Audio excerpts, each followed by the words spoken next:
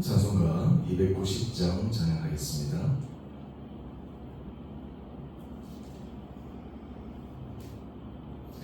우리는 주님을 늘 배반하나 내 주 예수 여전히 날 부르사 그 참 되신 사랑을 베푸시나니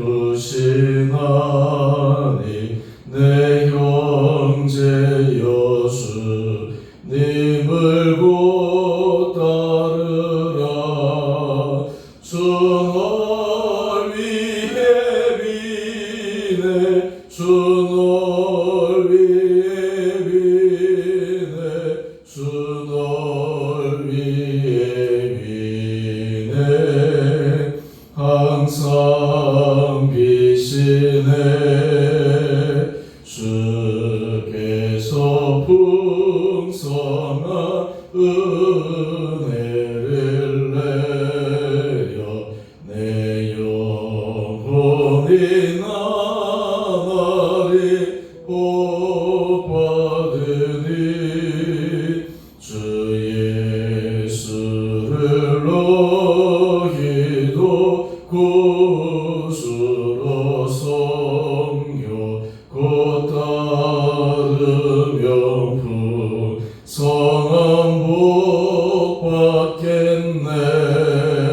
주 널 위해 비네 주 널 위해 비네 주 널 위해 비네 항상 비시네 무거운 짐 지고 애타는 인생 주 예수께 돌아와고 쉬어라. 내 주 예수 너희를 돌보실 때에 참 복락과 위가 넘치겠네. 주 널 위해 비네 주 널 위해 비네 주 널 위해 비네 항상 비시네.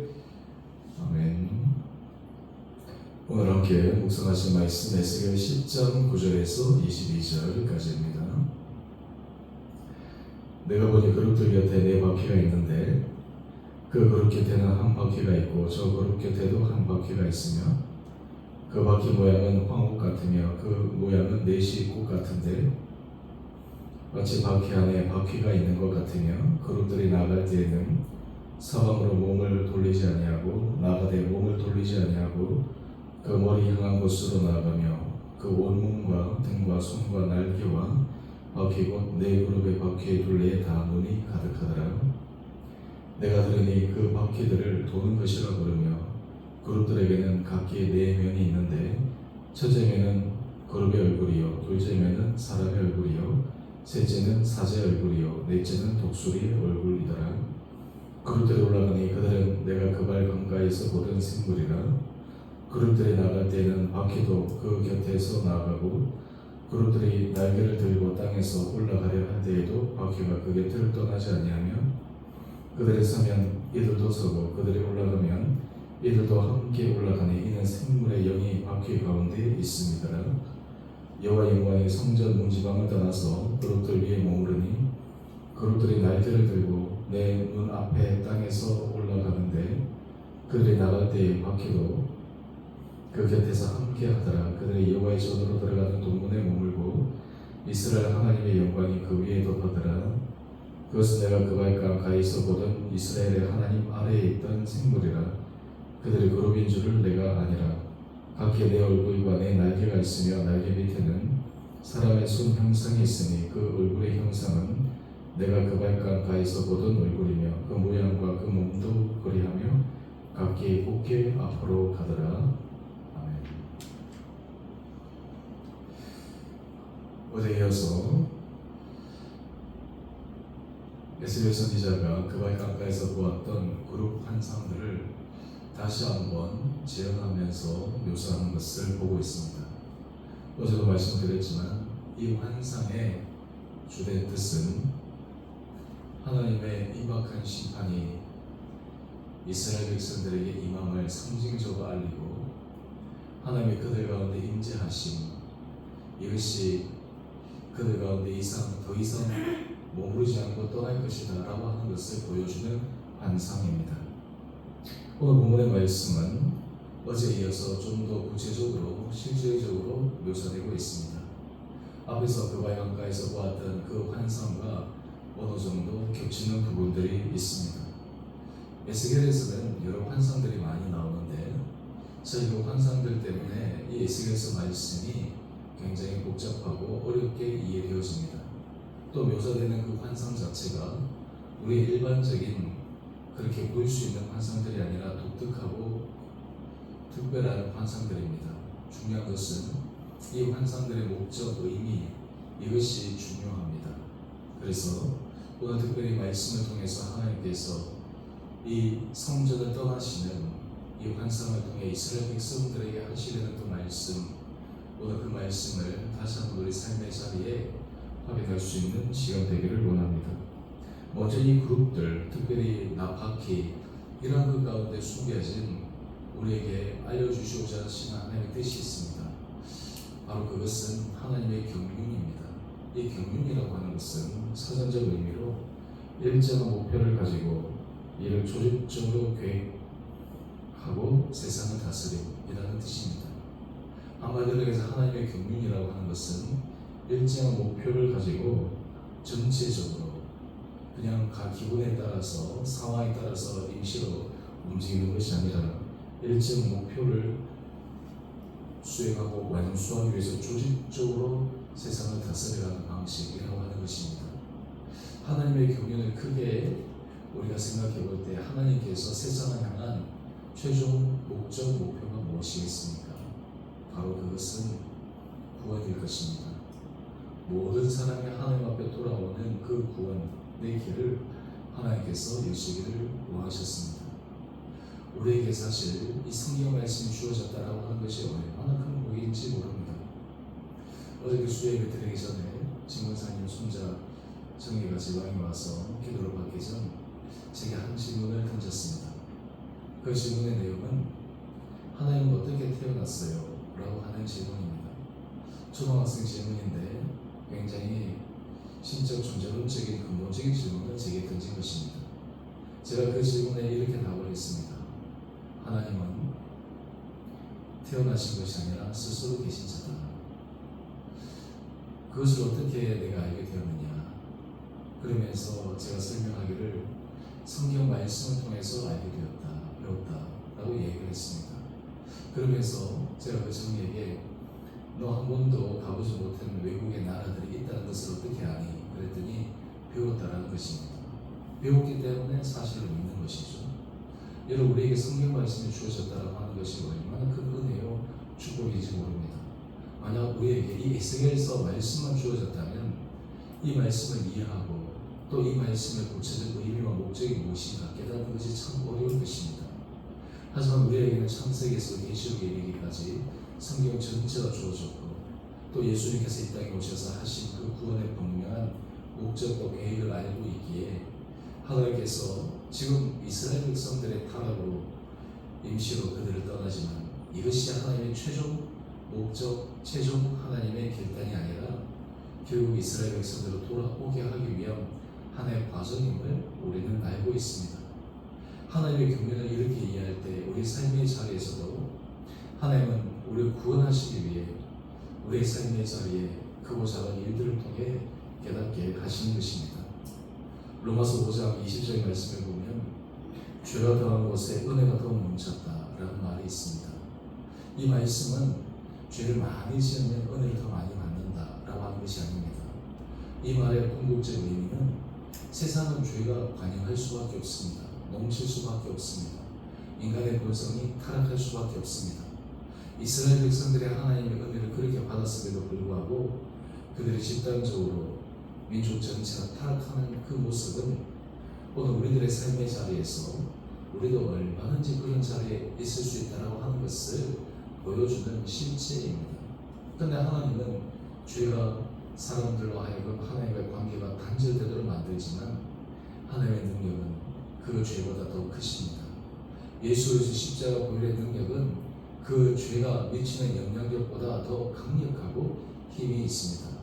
모든 죄를 타파하고 모든 죄를 이겨내 사망의 길에서 생명이 무너지시는 것이 하나님 경륜의 구체적인 실제입니다.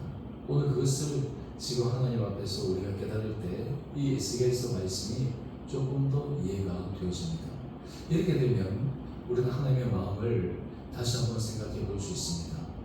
결국 구원이 목적인데 이스라엘 예루살렘을 떠날 수밖에 없는 그 하나님의 심정이 어떠하신가? 이스라엘 백성들을 포기하고 버린 것이 아닙니다. 그들을 사랑함에도 떠나야만 하는 그 마음, 이것이 하나님의 마음이실진데 얼마나 그 마음이 고통스럽고 괴롭겠습니까?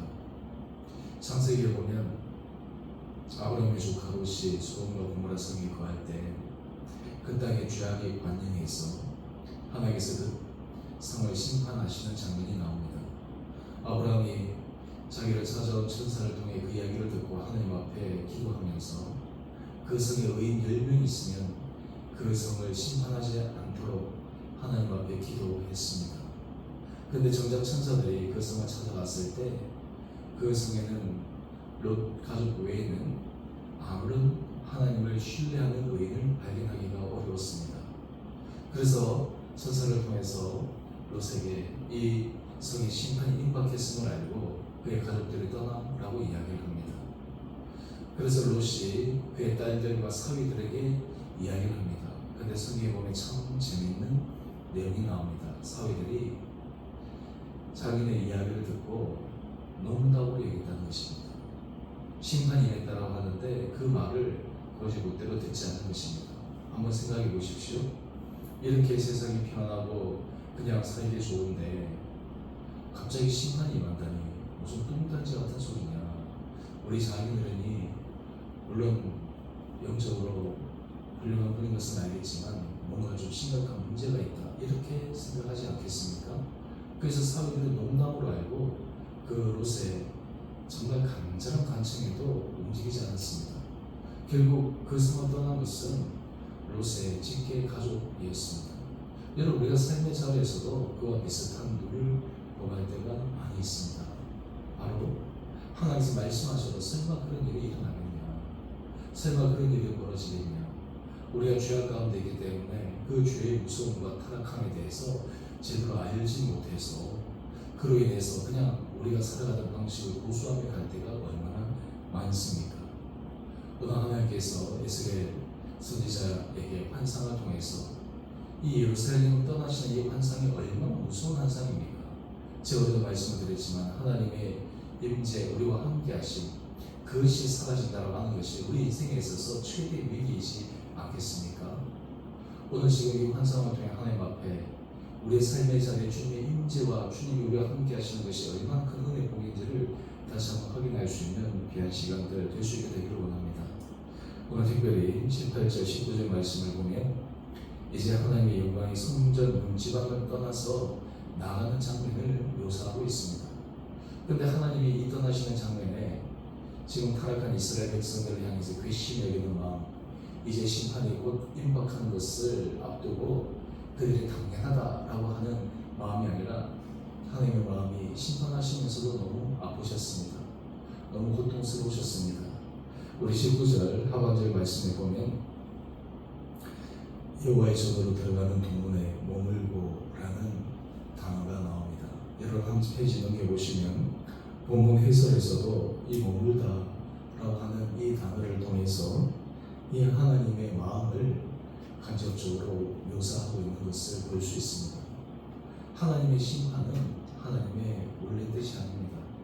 사실 심판하고자 하면 하나님께서 언제든지 할 수 있는 일이 아니겠습니까? 노아 시대 온 땅의 죄악이 반응했을 때 하나님이 사람을 지으시고 한탄하시고 홍수로 땅에 있는 모든 생명체를 심판하셨을 때 그 일이 꼭 그 시대만 일어난 일이었겠습니까? 그 시대 사람들만 죄악이 그렇게 반응한 것이었겠습니까? 아마 그 이후의 시대에도 어쩌면 오늘 시대에도 노아의 시대보다 더 타락하면 타락했지 더 좋아졌다라고 이야기할 수는 없을 것입니다. 오늘 하나님께서 심판하시지만 사랑하시기에 멈출 수밖에 없는 그 하나님의 간절한 마음, 여러분 우리 하나님의 마음을 알게 될 때 우리는 돌이킬 때 돌이키는 것, 결단할 수 있을 때 결단할 수 있는 것, 하나님 앞에 새로운 믿음의 기회로 나갈 수 있을 때 나갈 수 있는 것, 이것이 하나님께서 우리에게 원하시는 것이 아니겠습니까? 우리 한 페이지 더 넘겨보시면 목사 메시지에 이런 제목이 나옵니다. 죄인에게 기회를 주십니다. 하나님은 단번에 심판으로 이를 끝장내지 않으십니다. 여러분 경고도 하시고 기회도 주십니다. 지혜로운 사람은 하나님께서 말씀하시는 그 경고 앞에 그것을 무시하지 않고 그 안에서 회개하고 돌이키고 은혜를 구하며 나가는 것. 제가 어제도 설교 말씀드렸지만 다윗이 참회시를 하면서 성령이 그에게서 떠나가지 않기를 간절히 간구했던 그 마음, 그 심정, 이것이 오늘 저와 여러분 가운데 있게 되기를 원합니다. 심판에 앞서서 사람으로 그 심판의 대상을 보시니 안타까워하신 하나님의 마음, 결국 구원에 이르시기 위해 하나님의 역사하심, 여러분 이것들을 우리가 이해하면서 하나님의 은혜 자리에 더 신실하고 나가기로 결정하는 이 아침 시간 되기를 원합니다. 이제 오늘 7월의 마지막입니다. 이제 내일 또 8월의 첫날 또 월상 새벽 기도회입니다. 날씨는 무덥고 우리의 삶의 자리에 크고 작은 많은 문제들과 어려움들이 있지만 우리의 영적 가장 중요한 핵심은 주님 앞에 우리의 온전의 마음 그리고 우리의 실제적인 삶의 모습 이런 것들을 다시 한번 점검하면서 힘을 내어 주님 앞에 믿음의 신실한 길을 걸어갈 수 있는 우리 온 성도들 될 수 있게 되기를 주님의 이름으로 축원드립니다. 함께 기도하겠습니다. 사랑해 주님, 죄악으로 심판할 수밖에 없지만 그럼에도 그 사랑하는 이스라엘 백성들을 예루살렘 성을 보시며 안타까워하시며 주저하시며 멈추시는 그 하나님의 놀라운 사랑을 바라봅니다. 바로 우리를 향한 그 하나님의 사랑의 모습이 이끌어가지 않겠습니까? 우리에게 말씀하실 때, 우리에게 기회를 주실 때 돌이킬 수 있는 은혜를 허락하여 주시옵시고 또한 그로 인해서 우리의 삶이 주님의 능력의 손에 붙잡힌 되어 우리의 인생이, 우리 가족이, 우리 주 은혜교회 공동체가 하나님 앞에 거룩하게 쓰임받는 귀한 통로 되게 하여 주시기를 우리 사랑하신 예수님 이름으로 감사기도 드리옵나이다. 아멘. 하늘에 계신 우리 아버지, 아버지의 이름을 거룩하게 하시며 아버지의 나라가 오게 하시며 아버지의 뜻이 하늘에서와 같이 땅에서도 이루어지게 하소서. 오늘 우리에게 일용할 양식을 주시고 우리가 우리에게 잘못한 사람을 용서하여 준 것 같이 우리 죄를 용서하여 주시고 우리를 시험에 빠지지 않게 하시고 악에서 구하소서. 나라와 권능과 영광이 영원히 아버지의 것입니다. 아멘. 오늘도 믿음 안에서 승리하시는 모든 하루 되시기를 바랍니다.